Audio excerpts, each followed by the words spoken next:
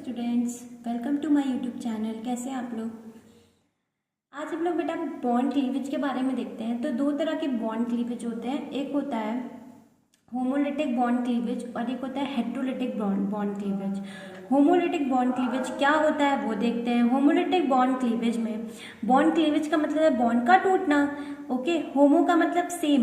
यहाँ पे ये जो बॉन्ड है, ठीक है, ये टूटेगा। लिटिक का मतलब टूटना और होमो का मतलब यहाँ पे है कि जो इलेक्ट्रॉन है वो इक्वली शेयर होंगे दोनों के बीच में। मतलब अगर मैं यहाँ से ये बॉन्ड तोड़ दूं तो यहाँ पे आपको पता है कार्बन के एक इलेक्ट्रॉन और ये ए मॉलिक्यूल का एक इलेक्ट्रॉन मिलके ये बॉन्ड बना रहा है। तो जब मैं इसे तोड़ूंगी तो कार्बन का जो अपना इलेक्ट्रॉन है, अभी आप कार्बन के पास कितने इलेक्ट्रॉन है, तो एक यहाँ पे सपोज कोई हाइड्रोजन से मैं सेटिस्फाई कर देती हूँ ये ग्रुप, ठीक। तो यहाँ पे 1 2 3 4 5 6 7 8, मतलब कार्बन के जो यहाँ पे इलेक्ट्रॉन है वो कितने हैं, 8 इलेक्ट्रॉन है। मतलब कार्बन का ऑक्टेट पूरा हो गया, ठीक। तो जब मैं ये बॉन्ड क्लीवेज करूंगी, ठीक है, और इस एटम के पास भी आपके पास क्या है, 8 इलेक्ट्रॉन्स है, ठीक है, सपोज मैं मानती हूँ, ठीक है, ऐसा होता है। तो जब ये बॉन्ड टूटेगा तो कार्बन अपना इलेक्ट्रॉन लेके खुश हो जाएगा और ए मॉलिक्यूल अपना इलेक्ट्रॉन लेके खुश होगा, ठीक है। तो ये बॉन्ड जब टूट रहा है तो इक्वली इलेक्ट्रॉन बट रहे हैं, इसलिए होमोलिटिक। होमोलिटिक, ये होमो का मतलब है इलेक्ट्रॉन का बराबर बराबर बट जाना, ठीक। तो यहाँ पे जब टूटा, जब क्लीवेज हुआ बॉन्ड का, तो देखिए यहाँ पे ये कार्बन ने अपना एक इलेक्ट्रॉन ले लिया और यहाँ ए मॉलिक्यूल ने अपना एक इलेक्ट्रॉन ले लिया। मतलब ये भी 7 इलेक्ट्रॉन्स के साथ हुए और ये भी 7 इलेक्ट्रॉन्स इसमें भी हुए। ए मॉलिक्यूल में भी 7 इलेक्ट्रॉन्स हैं और जो ये मॉलिक्यूल बचा इसमें भी क्या है, 7 इलेक्ट्रॉन्स हैं, ठीक। तो जो ये कार्बन है, तो इसलिए बेटा इसको हम कहते हैं फ्री रेडिकल्स, इसको हम बोलते हैं फ्री रेडिकल। ए मॉलिक्यूल का भी फ्री रेडिकल हुआ, मतलब इसे बोलेंगे ए मॉलिक्यूल का फ्री रेडिकल और इसे बोलेंगे कार्बन का फ्री रेडिकल, ठीक है, कार्बन का फ्री रेडिकल। बट ऑर्गेनिक में सबसे ज्यादा फोकस हम इस पे करते हैं, क्यों? क्योंकि हम कार्बन कंटेनिंग कंपाउंड्स की स्टडी किस में करते हैं, ऑर्गेनिक में करते हैं, ठीक। तो इसलिए होमोलिटिक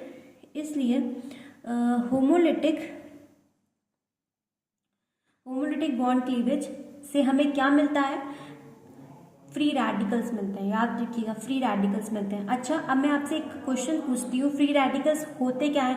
क्या फ्री रेडिकल्स के पास उनका ऑक्टेट पूरा होता है? नहीं, उनके पास एक इलेक्ट्रॉन की डेफिशिएंसी होती है। तो ये इलेक्ट्रॉन डेफिशिएंट है, ठीक है, इलेक्ट्रॉन की कमी है तो इलेक्ट्रॉन डेफिशिएंट कहलाएंगे ये, ठीक है, ये इसकी प्रॉपर्टी है, ये इलेक्ट्रॉन डेफिशिएंट होते हैं, ठीक है, फ्री रेडिकल। अब बताइए, अब अगर मैं पूछूं आपसे कि इसकी हाइब्रिडाइजेशन बता दीजिए, इस कार्बन की आप हाइब्रिडाइजेशन बताइए, ठीक है। तो इस कार्बन के हाइब्रिडाइजेशन, इसके पास 3 बॉन्ड है, तो 1 2 3, क्या इस पे कोई लोन पेयर है? तो नहीं, ये है ना, ये लोन पेयर नहीं है। लोन पेयर किसे कहते हैं? लोन पेयर होता है पेयर्ड इलेक्ट्रॉन, ठीक है, पेयर्ड इलेक्ट्रॉन। आपके पास इलेक्ट्रॉन किस में होना चाहिए, पेयरिंग में होना चाहिए, तब आप उसे लोन पेयर कहोगे। तो ये लोन पेयर नहीं होता, ये एक इलेक्ट्रॉन है, तो आप इसे कंसीडर नहीं करोगे। तो बेटा इसका हाइब्रिडाइजेशन sp2 हो जाएगा, इसका हाइब्रिडाइजेशन क्या होगा, sp2 हो जाएगा, ठीक है। इसके पास कमी है, ये इलेक्ट्रॉन डेफिशिएंट है, ठीक है।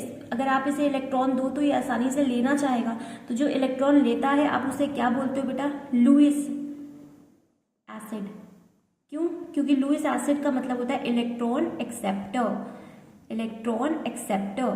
ये इलेक्ट्रॉन एक्सेप्ट करेगा, इसलिए क्या है बेटा, लुईस एसिड है, ठीक।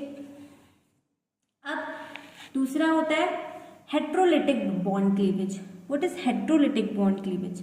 हेट्रोलिटिक बॉन्ड क्लीवेज में ऑब्वियसली टर्म हेट्रोलिटिक का मतलब है कोई एक इलेक्ट्रॉन लेगा और कोई एक इलेक्ट्रॉन नहीं लेगा, ठीक है, कोई एक इलेक्ट्रॉन लेगा, कोई एक इलेक्ट्रॉन नहीं लेगा। कैसे? जैसे कि ये फॉर एग्जाम्पल मेरे पास ये मॉलिक्यूल दिया है, ये जो 2 इलेक्ट्रॉन है, ये और ये जो ये बॉन्ड बना रहा है, ये दोनों इलेक्ट्रॉन इस ए ने कहा कि मैं लूंगा, तो इस ए ने दोनों इलेक्ट्रॉन ले लिया। तो जब इस ए ने लिया तो आप बताइए इस कार्बन के पास क्या बचा, तो इसका अपना इलेक्ट्रॉन भी नहीं बचा, है ना, क्योंकि ये दोनों किसने ले लिया, ए ने। तो ए पे क्या आ गया, नेगेटिव चार्ज, क्यों, इसने दोनों इलेक्ट्रॉन्स ले लिए, तो ए पे क्या आया, नेगेटिव चार्ज, ठीक है, नेगेटिव चार्ज। तो इसलिए क्या हो जाएगा, ये क्या हो जाएगा, इस पे पॉजिटिव चार्ज आएगा, ठीक है, क्यों, क्योंकि इसके दोनों इलेक्ट्रॉन किसने ले लिया, ए पे। तो इस ओवरऑल मॉलिक्यूल पे चार्ज क्या बचा, पॉजिटिव चार्ज। तो इसलिए बेटा हम इसको बोलते हैं कार्ब कैटायन, इसी को हम बोलते हैं कार्ब कैटायन। अब कार्ब कैटायन आपको समझ में आ गई, कार्ब कैटायन क्यों बोला, कैटायन देखो कार्बन से बना है इसलिए कार्बन, और कैटायन क्योंकि इसके ऊपर क्या चार्ज है, पॉजिटिव चार्ज है बेटा, ठीक है। क्यों पॉजिटिव चार्ज आया, इसने अपने दोनों इलेक्ट्रॉन, इस बॉन्ड के दोनों इलेक्ट्रॉन ए ने ले लिए, तो कार्बन क्या हो गया, कार्बन के पास पॉजिटिव चार्ज, मतलब इसका अपना इलेक्ट्रॉन भी नहीं बचा, ठीक है। तो इस पे क्या आएगा, पॉजिटिव चार्ज। अब देखिए जो ये कार्ब कैटायन है, ये दो तरह का होता है, एक होता है लोकलाइज और एक होता है डीलोकलाइज, ठीक है, एक होता है लोकलाइज, एक होता है डीलोकलाइज। अब एग्जाम्पल से दिखाया है, आप लोकलाइज कैसे कहोगे, जैसे CH3 और जैसे कि ये मॉलिक्यूल है, यहाँ दिखाती हूँ, देखिए इस पे प्लस चार्ज है, ये ऐसे है, ऐसे है और ऐसे है, ठीक है, ये है। तो बेटा ये जो चार्ज है पॉजिटिव चार्ज, वो हमेशा किस पे रहेगा, कार्बन पे रहेगा, इसलिए मैंने इसे लोकलाइज कहा, इसीलिए मैंने लोकलाइज, मतलब ये फिक्स्ड है, ये पॉजिटिव चार्ज कैसा है, फिक्स्ड है, ठीक है, इस कार्बन पे फिक्स्ड है। अब अगर डीलोकलाइज में आप, ये एग्जाम्पल दिख रहा है आपको, ये जो डीलोकलाइज है इसका एग्जाम्पल आपको दिख रहा है, यहाँ पे बेटा, यहाँ पे डबल बॉन्ड जो है, डबल बॉन्ड है, प्लस ये क्या है आपका, इस कार्बन पे पॉजिटिव चार्ज है, ठीक है। तो यहाँ पे ये जो पॉजिटिव चार्ज है वो इस पूरे मॉलिक्यूल पे, ठीक है, हर एक कार्बन पे जाएगा, मतलब इस कार्बन पे और इस कार्बन पे मतलब बराबर में बटेगा, ठीक है। डीलोकलाइज का मतलब ये जो चार्ज है ना वो इस कार्बन पे फिक्स नहीं रहेगा, ये कभी उछल के यहाँ आएगा पॉजिटिव चार्ज और कभी उछल के यहाँ आएगा। आप इस कंडीशन को क्या बोल सकते हो, रेजोनेंस बोलते हो, रेजोनेंस, ठीक है, इस कंडीशन का नाम है रेजोनेंस, ठीक है। तो इसीलिए इसको डीलोकलाइज क्यों कह रही हूँ, सब मैं कह रही हूँ पॉजिटिव टर्म की, यहाँ पे पॉजिटिव जो चार्ज है इस कार्बन पे हमेशा है, तो इसलिए इसे लोकलाइज कहा। यहाँ पे पॉजिटिव चार्ज जो है इस कार्बन पे हमेशा नहीं है, वो कभी यहाँ पे रहेगा, कभी यहाँ पे रहेगा, ठीक है। तो जब आप क्या हाइपोथेटिकल स्ट्रक्चर बनाते हो तो कभी यहाँ पे रहता है चार्ज, कभी वहाँ पे, लेकिन जब रियल बनाते हो तो आधा चार्ज यहाँ बढ़ता है, आधा चार्ज यहाँ बढ़ता है, ठीक है। तो ये इस कार्बन पे फिक्स्ड नहीं है, ठीक। चलिए अब दोनों में डिफरेंस देख लेते हैं। तो ये जो है यहाँ पे इसकी हाइब्रिडाइजेशन बताइए, एक सेकेंड, हाँ, इसकी हाइब्रिडाइजेशन बताइए। तो हाइब्रिडाइजेशन इसकी कितनी होती है, sp2 क्यों कह रही हूँ, देखो बेटा इसके पास 3 क्या है, बॉन्ड पेयर, लेकिन क्या इसके पास कोई लोन पेयर है, कोई लोन पेयर नहीं है। तो 3 बॉन्ड पेयर है, तो एक p और 2 s यूज होंगे, ठीक है, एक p और 2 s यूज होंगे। तो ये क्या होगा, एक s और 2 p यूज होंगे, तो क्या होगा, ये sp2 है ना, तो क्या होगा sp2। तो इसकी हाइब्रिडाइजेशन क्या आ रही है, इसकी sp2, ठीक है। अब यहाँ आइए, यहाँ पे भी हाइब्रिडाइजेशन क्या होगी, sp2, क्यों, क्योंकि यहाँ पे भी वही खेल है कि 3 इसके क्या है, 3 इसके पास क्या है, लोन पेयर है, 3 इसके पास लोन पेयर है, 3 इसके पास बॉन्ड पेयर है और 0 लोन पेयर है। तो इसका भी ट्राइगोनल प्लेनर। अब आप ये बताइए, क्या इसके पास कोई वेकेंट ऑर्बिटल बचा है, कोई वेकेंट ऑर्बिटल इसमें प्रेजेंट है, तो कोई भी वेकेंट ऑर्बिटल इसमें है कि नहीं बताइए।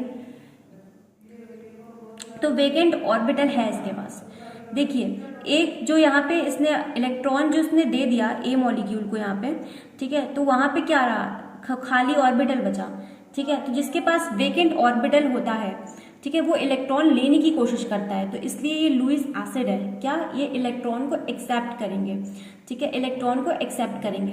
और आप यहाँ पे भी क्या हो जाएंगे बेटा, यहाँ पे भी ये लुईस एसिड ही कहलाएंगे, ठीक है, लुईस एसिड ही कहलाएंगे। अब ये बताइए, क्या यहाँ पे कोई लोन पेयर है, तो सॉरी कोई लोन पेयर है, ठीक है, कोई अनपेयर्ड इलेक्ट्रॉन है, नहीं, कोई अनपेयर्ड इलेक्ट्रॉन नहीं है, तो ये डायामैग्नेटिक है। लेकिन जब आप फ्री रेडिकल पे आते हैं तो बेटा यहाँ पे एक अनपेयर्ड इलेक्ट्रॉन है, क्यों, 6 तो पेयर हो गए, 1 2 3 4 5 6 पेयरिंग हो गई।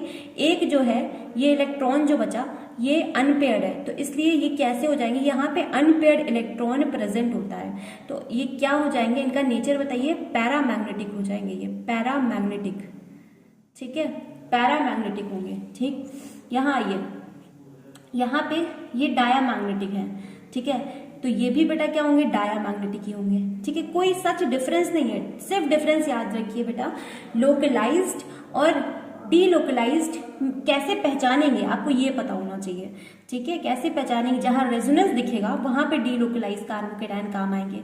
अब स्टेबिलिटी का अगर मैं आपसे पूछती कि कौन ज्यादा स्टेबल है, तो आप बताते कि डीलोकलाइज वाला ज्यादा स्टेबल होता है ड्यू टू रेजोनेंस। ठीक, अब सपोज कीजिए, सपोज कीजिए ये कार्बन ने कहा कि ये दोनों इलेक्ट्रॉन मुझे दे दो, तो इसके पास पहले से कितने थे, 1 2 3 4, तो इसने क्या किया, अपने इलेक्ट्रॉन तो लिए ही लिए, इसके भी इलेक्ट्रॉन्स ले लिए, तो क्या चार्ज आ गया, इस पे नेगेटिव चार्ज आ गया। तो जब कार्बन पे नेगेटिव चार्ज आ जाए, क्यों, क्योंकि इसने क्या किया, बॉन्ड इधर ये बॉन्ड क्या हुआ, इसकी तरफ टूटा, तो कार्बन पे क्या आया, नेगेटिव चार्ज आया, तो इसे कार्ब एनायन बोलते हैं, कार्ब एनायन। आप जानते हो एनायन का मतलब नेगेटिव चार्ज आ जाना मॉलिक्यूल पे, ठीक है, और केटायन का मतलब पॉजिटिव चार्ज, ठीक है। तो यहाँ पे ये जब बॉन्ड यहाँ टूटा तो अपने इलेक्ट्रॉन इसने इसको दे दिए, ए मॉलिक्यूल ने, तो ये पॉजिटिव हो गया, और इसने इसके इलेक्ट्रॉन भी ले लिए, तो ये नेगेटिव हो गया। ठीक, तो कार्बन आयन भी 2 तरह का होता है।